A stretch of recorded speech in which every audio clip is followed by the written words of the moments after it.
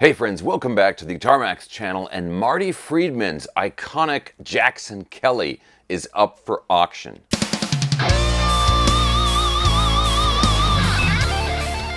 Okay guys, so when Marty Friedman was in Megadeth, I think the guitar that he is most closely associated with is the Jackson Kelly, and in particular, that one with the single humbucker pickup in the bridge. Even today, when he goes on tour and plays some of the Megadeth material, or like that short little mini reunion that he did with Megadeth recently, or a couple years ago, he played, he busted out his Jackson Kelly guitar.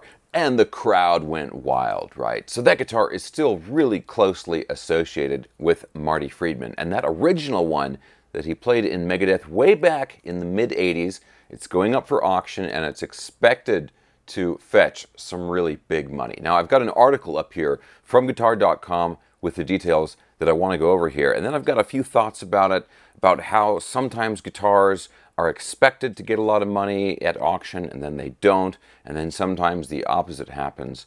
This one I think will get a lot of money, and I really hope it does. I'll talk a little bit more about that after the article. But of course guys, real quick, if you enjoy videos like this, checking out cool new guitars and also staying up on all the latest news in the guitar universe, and you have not already subscribed for some bizarre reason, please consider subscribing right now. Okay, now I'm going to have a link for the article down, the original article down in the video description below, but let's head on over and take a look at this headline and read the article. Here it is, Guitar.com, Marty Friedman's rare 1985 Jackson Kelly San Dimas is up for sale, and it could go for 6 figures. All right, let's check this out here. So there's Marty and Dave doing some classic stuff back in the Jackson years there. So the article starts off here. Marty Friedman's rare 1985 Jackson Kelly San Dimas is currently up for sale. The guitar can be heard on Megadeth's iconic albums Rust in Peace and Countdown to Extinction, released in 1990 and 1992 respectively. It is also reportedly one of the first 500 guitars Jackson ever built, and its rarity means it could potentially sell for up to $125,000. Now, real quick here, if you guys remember, about maybe 2 years ago, I did a couple of videos about the third Jackson guitar ever made, which was one of the Randy Rhoads prototype Rhoads V, the offset V guitars. And even though that was a guitar that Randy Rhoads never played, it still ended up, I believe, selling for around $150,000. Because it's not just the fact that it's connected to an iconic musician, but the fact that it is one of the really, really early guitars from the Jackson brand, which of course went on to, have a huge influence on heavy metal music. So anyway, let's go ahead and read on here. Away from Megadeth, Friedman also used the guitar on Cacophony's Speed Metal Symphony in 1987 and Go Off 1988, alongside his solo albums Dragon's Kiss, also in 1988, and Scenes from 1992. So this was an incredibly important guitar for that Marty Friedman era, which so many people love, the late 80s, mid to late 80s, going into the early 90s. So I could totally see some, wealthy Japanese businessman or something who's a crazy Marty Friedman fan just dumping a ton of money and buying this guitar for their collection. But let's go on here, because Marty himself is talking about this. He says, I purchased it in Hawaii around 1985 while I was in the band Hawaii. Friedman says in the certificate of authenticity, it originally had a black and white tiger-striped graphic along with 2 humbuckers and 2 tone pots. When I joined Megadeth, it was repainted black and converted into a single humbucker with 1 volume pot. It's very interesting. Now, here's a picture of the guitar itself. This is obviously after it was converted, and this is how it was when he used it in Megadeth and how, most people know the guitar. He goes on here, I did several Hawaii recordings and concerts with it. At one time, it even had a flamethrower on the headstock. This was my number 2 touring guitar for most of my Megadeth years. Like Kelly number 1, this guitar was featured in many 90s magazines, Jackson catalogs, and advertisements. Given its age, the guitar is as road-worn as you can expect, showing, quote, all the signs of a well-loved, heavily played instrument, and, quote, scratches, dings, chips, cracks, and faded finishes. Nonetheless, it still possesses a tone that is, quote, Pure Marty Friedman with those mids that cut through any mix. It's ready to play right away, having already been set up with the Friedman preferred 10 through 46 strings.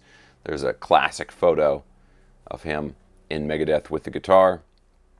The rare Jackson Kelly is being sold by his longtime manager, who bought it in a 2011 eBay auction benefiting the Jason Becker Special Needs Trust and the ALS Therapy Development Institute.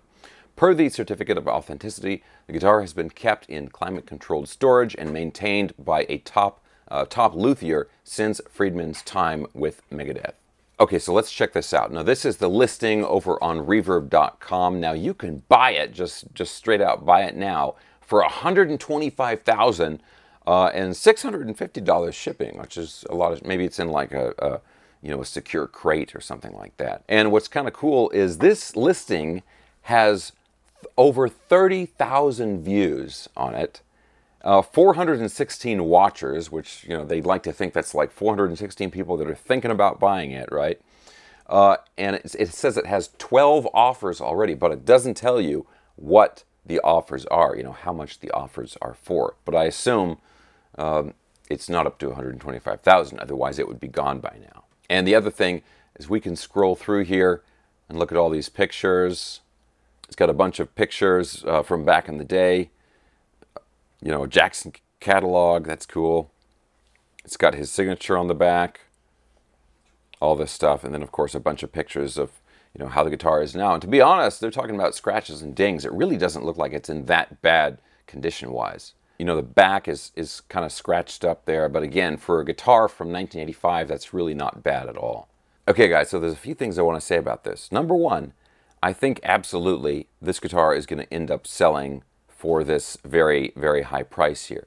The other thing is that I really hope that the guitar does sell for that much, because sometimes you see these auctions and maybe the auction itself will be for something good, like the money's going to a good cause or something like that, but the guitar itself is nothing special. And in this case, this guitar really, really is special. This guitar is a huge piece of heavy metal history. Marty Friedman history and Megadeth history and all the other stuff he did. And I think there's a ton of people around today, heavy metal guitar players, that play Jackson Kellys because they saw Marty Friedman play a Jackson Kelly. And if we compare this guitar to the one I was talking about earlier, the Jackson Rhodes, now that guitar was in some ways cooler than this one because that was only the third Jackson guitar ever made, right? But in terms of the instrument itself and what the guitar was used for, it was the third guitar. It was made for Randy Rhoads, but Randy unfortunately died before he could ever use that guitar. And a few other people got it, and then the guy that ended up owning it for a long time, who eventually sold it and auctioned it off. But it's a very different in terms of value. This guitar here, it was used so much. It was on really important recordings, right? To me, top 500, first 500 Jackson guitars ever made, that's cool, but it's not that cool. 500 is a pretty big number when you're talking about numbers of guitars made, right? To me, the real value in this guitar is the history, right? And the recordings that it was used on, and the concerts, the live shows that the guitar was used in, and in magazines and all that stuff. I mean, if you are a fan of that era of heavy metal, and what heavy metal fan is not a fan of that era, then you're going to love this guitar. And for somebody to be able, a collector or just a totally intense heavy metal fan, for somebody to own this guitar here, I mean, talk about owning a piece of history. You really will be owning a piece of history with this guitar here. I wish I had a spare $125,000 laying around, in the back pocket of my jeans or something like that. But I don't. I'm just Guitar Max here. But anyway, guys, I'm going to have this listing, of course, in the video description below. So if you want to check out the article or just go straight to the listing, just look in the video description below. Guys, I hope you enjoyed the video. If you did, thumbs up, subscribe if you haven't already, and I'll talk to you very soon.